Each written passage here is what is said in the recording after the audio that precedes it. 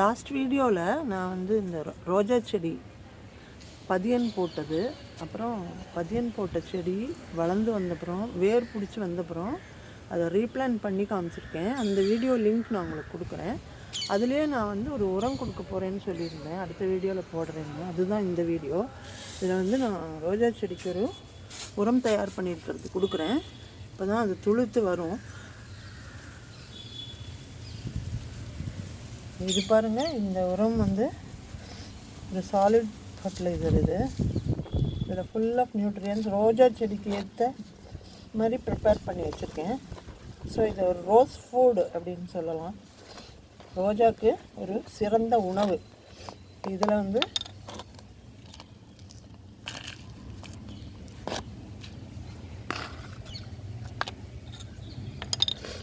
இது ஏற்கனவே நான் நல்லா கிளறி வச்சுருக்கேன் பாருங்கள். மண் சாஃப்டாக தான் இருக்குது. ஏற்கனவே இதை கிளறி வச்சுருக்கேன். நீங்கள் உரம் கொடுக்கும்போது எப்போவுமே 4 பக்கமும் நல்லா கிளறி விட்டுட்டு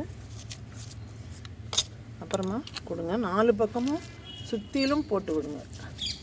அதுதான் எஃபெக்டிவாக இருக்கும். ஒரே இடத்துல தோண்டி போடுறத விட சுற்றிலும் போட்டிங்கன்னா எஃபெக்டிவாக இருக்கும். இது என்ன உரம், எப்படி ப்ரிப்பேர் பண்ணேன், என்ன இதில் ஸ்பெஷல் அப்படிங்கிறதெல்லாம் சொல்கிறேன்.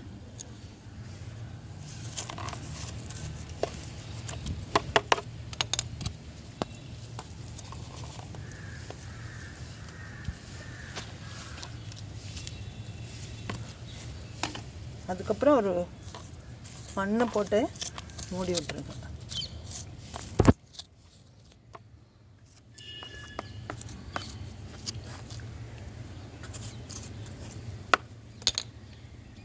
அப்புறம் தண்ணி ஊற்றும் போதும் சுற்றிலும் ஊற்றுங்க. ஒரே பக்கமாக ஊற்ற வேண்டாம். அது வந்து உங்களுக்கு சில இடங்களில் வேர் வரைக்கும் இறங்காமல் இருக்கும். அதனால் தண்ணி ஊற்றும் போதும் சுற்றிலும் ஊற்றி விடுங்க.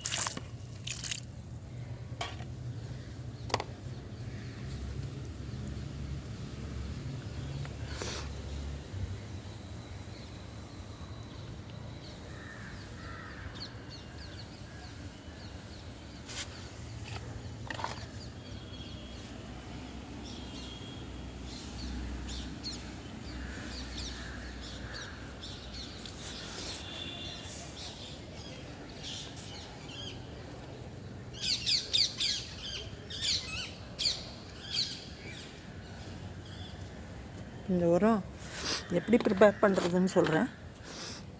இது வந்து ஒரு ரெட் ரோஸு பன்னீர் தான்.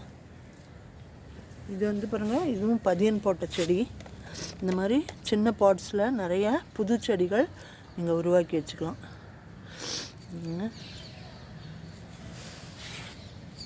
இது அன்றைக்கி நான் வந்து பாட் பண்ணி காமிச்சது. இது வந்து புதுசாக வேர் வந்தப்புறம் நான்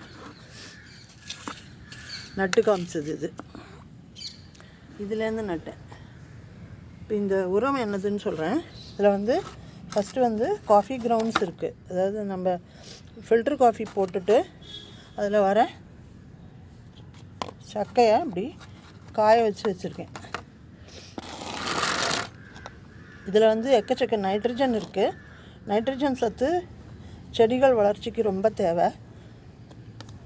இந்த இலைகள்லாம் பச்சையாக நல்லா செழிப்பாக வளரும். அப்போ தான் உங்களுக்கு வந்து ஒளிச்சேர்க்கை நடந்து அந்த செடிகளுக்குள்ளே வேர்லேருந்து சத்து கிடைக்கும். அதே மாதிரி ஒளிச்சேர்க்கையும் நல்லா நடக்கும். ஸோ அதுக்காக தான் இந்த காஃபி கிரவுண்ட்ஸ், நைட்ரஜனுக்காக. அப்புறம் இந்த சாக் பீஸ் வந்து எடுத்திருக்கேன். இது வந்து கால்சியம் கார்பனேட், கால்சியத்துக்காக எடுத்திருக்கேன். அதோடய பொடி தான் இது. இதில் நிறைய கால்சியம் இருக்குது. கால்சியம் இருந்தால் தான் உங்களுக்கு செடிகள் வந்து நல்ல இந்த மாதிரி வளர்ச்சி இருக்கும், நல்ல வளர்ச்சி இருக்கும். கால்சியம் டெஃபிஷியன்சி இருந்தால் என்னாகும், செடிகள்லாம் குட்டை குட்டையாக புஷ்ஷியாக இலைகள் வரும், ஒரே இடத்துல இலைகள் வரும்.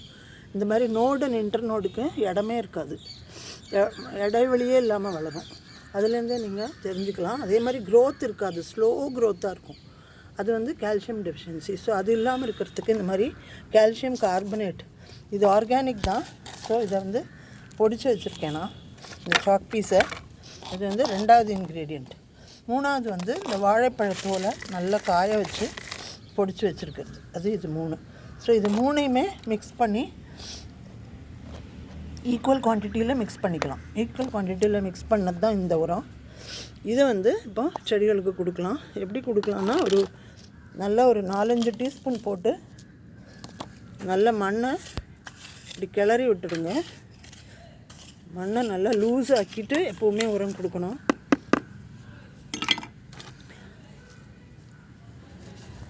ஸோ வாழைப்பழத்தோலில் உங்களுக்கு தெரியும் ஃபாஸ்பரஸ் அண்ட் பொட்டாசியம் இருக்குது. செடிகளோட க்ரோத்துக்கு எஸ்பெஷலி ரோஸஸ்க்கு நிறைய பட்ஸ் வரத்துக்கு பொட்டாசியமும் ஃபாஸ்பரஸும் தேவை. அதனால் அது கொடுத்துருக்கோம்.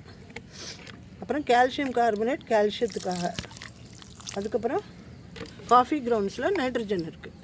ஸோ இது வந்து ஒரு ஹோல்சம் ஃபுட் ஃபார் ரோசஸ். நீங்கள் இந்த ட்ரை பண்ணி பாருங்கள். நல்லா வளரும், நல்ல பூ கொடுக்கும். மொட்டுக்கள்லாம் கொத்து கொத்தாக வரும்.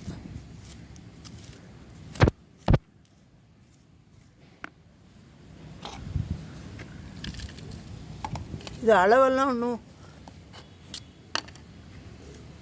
பெரிய கணக்கெல்லாம் இல்லை. நீங்கள் இந்த செடிக்கு ஏற்ற மாதிரி நீங்கள் போட்டுக்கலாம்.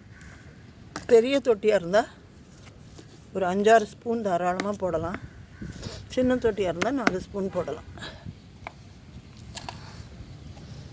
ஸோ இது 3மே நான் கலந்து வச்சுருக்கிறது.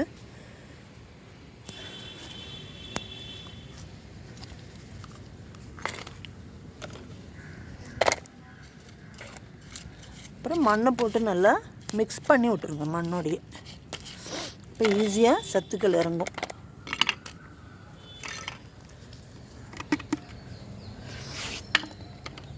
அப்புறம் தண்ணி ஊற்றும் போதும் அப்படி சுற்றிலும் ஊற்றி விடுங்க. ரொம்ப தண்ணி ஊற்றக்கூடாது. உரம் போட்ட உடனே அளவாக தண்ணி ஊற்றுங்க. அதே மாதிரி ஈவினிங்ஸில் கொடுங்க உரத்தை. ஸோ ராத்திரி பூரா அது வந்து நல்லா செட்டில் ஆகி சத்தெல்லாம் எடுத்துக்கும்.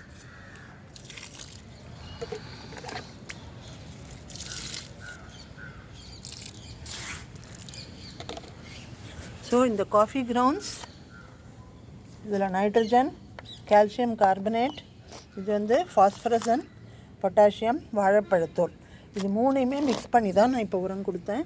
எல்லா செடிகளுமே செழிப்பாக வளர்ந்து நிறைய மொட்டுக்களும் பூக்களும் வரும். நீங்களும் ட்ரை பண்ணி பாருங்கள். இந்த வீடியோ பிடிச்சிருந்தா லைக் பண்ணுங்கள், ஷேர் பண்ணுங்கள், சப்ஸ்கிரைப் பண்ணி சப்போர்ட் பண்ணுங்கள்.